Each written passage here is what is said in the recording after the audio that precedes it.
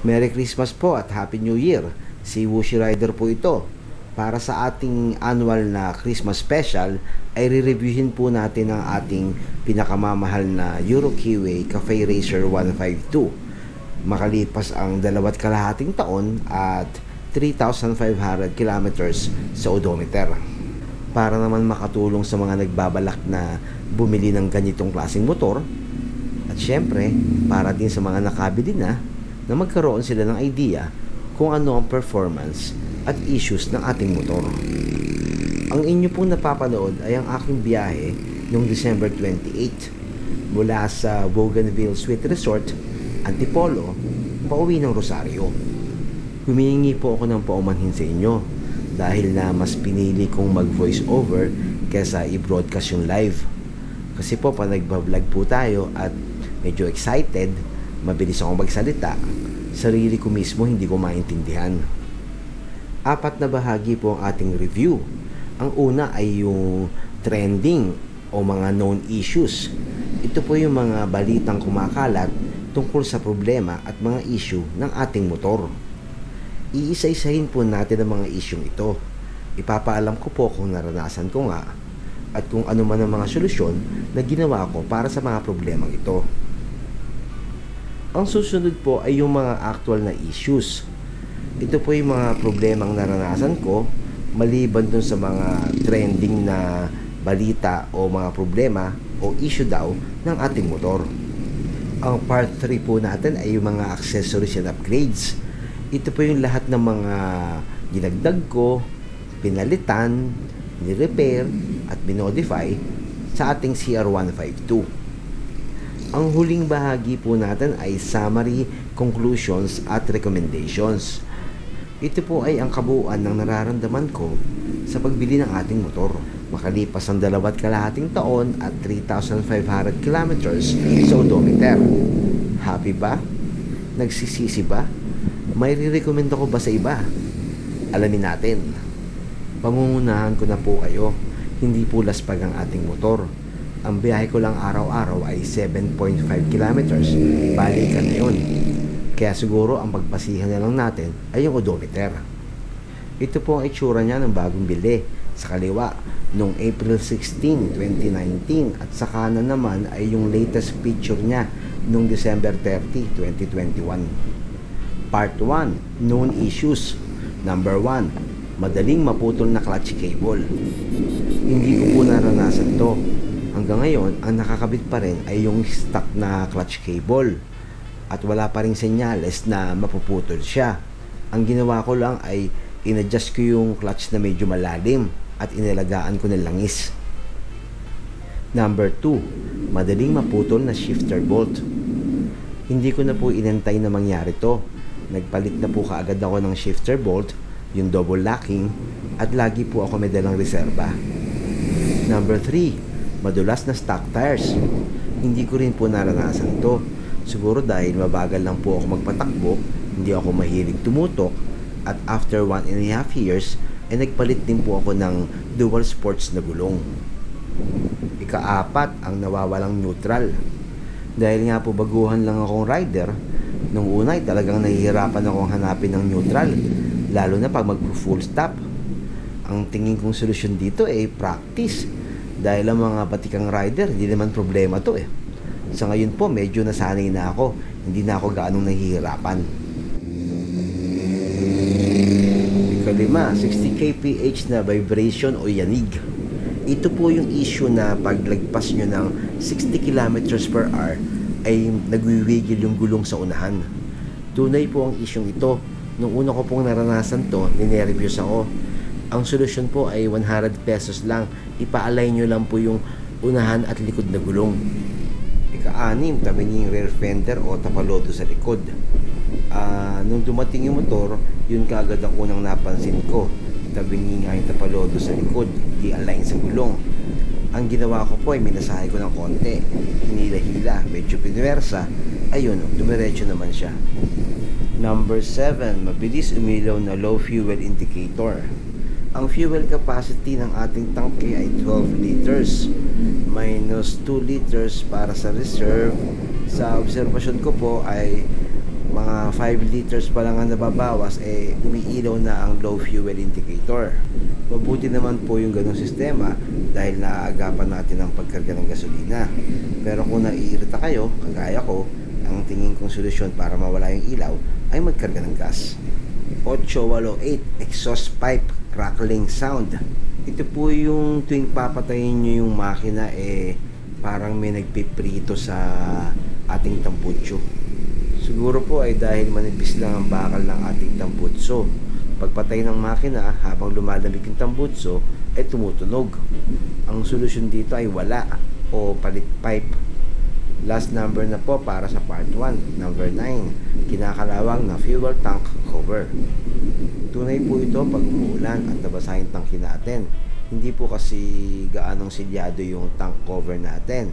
Ang nangyayari ay sumisipsip yung tubig sa paligid, naiipon dun sa labi sa pagitan ng goma, kaya pagbukas nyo, puro kalawang.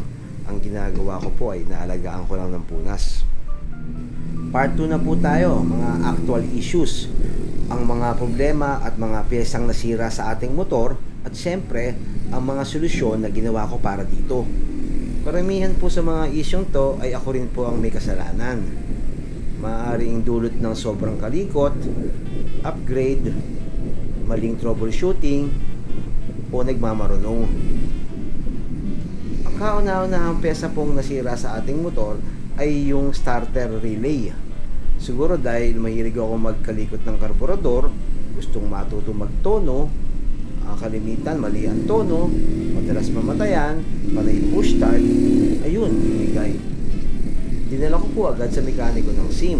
Pinabili ako ng replacement na relay sa halagang 420 o 450 pesos yata. At ang sabi niya, wag daw ako mag-alala, ang pinaka-starter daw ay bihirang masira. Talagang nauunang masira yung relay. So ang total na ginastos ko po, ipalagay natin 450 plus yung labor. Ang sumunod pong bumigay ay yung ating DRL o daytime running lights. Ang pagkakatanda ko po, ang replacement nito ay 10 piso lamang. Siyempre po, pagkatapos bumigay ang DRL, ay yung pinaka main headlight bulb naman ang bumigay. Ang replacement nito ay 50 pesos lang po. Dahil nga po nasira ang ating starter relay, ayaw mag-start ang motor, ang napagdiskitahan ko ay yung baterya. Pinacheck ko yung voltahe, pinadagdagan ng tubig, tama naman daw ang voltahe, ayun, nag-leak. Nagkalat ng tubig sa ating chain guard. Sinikipan ko lang po ng mabuti yung mga takip ng baterya at napigil ko rin yung leak, pero medyo sira-sira na yung pintura ng chain guard natin. Banggitin ko lang po na mula noon hanggang ngayon, makalipas ang 2.5 taon, ay okay pa rin po ang water level at voltage reading ng baterya. Ang ikalimang naging problema ko po ay yung na-loose thread na bolt screw sa ilalim ng upuan, yung naglalak sa cowling. Dahil nga po gusto kong makita kung ano ang forma niya kung walang cowling, napersa ko yata po yung tornilyo. Ayun, na-loose thread, hindi siya makalas. Ang solusyon po dyan ay tanggalin yung pin sa cowling. Naipakita ko po yon sa isa sa aking mga video. Kung gusto niyo pong mapanood, click nyo na lang po yung card sa taas. Ang sumunod na problemang na-enkwentro ko po bilang isang bagong rider ay hindi lang siguro para sa ating motor. Tingin ko dito pangkalahatan to. Ang tawag dito ay dead grip. Dulot po ito ng medyo agresibong posture ng ating motor.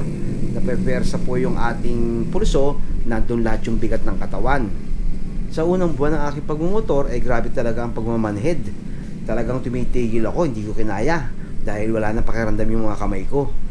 Ang inakala ko pong solusyon magpalit ng medium rise na handlebar para medyo dumiretso ang posture, mawala yung persa sa pulso. Pero nandun pa rin siya, namamanhid pa rin. Ang ginawa ko pong solusyon ay una ay pinilit ko ibalik yung bar weights para mabawasan yung vibration ng handlebar. Pangalawa ay kinapalan ko yung gloves ko. Pero ang style pala dapat ay ipitin ng hita yung tangke para tuwing pepreno, ang sasalo ng pwersa ay yung hita natin.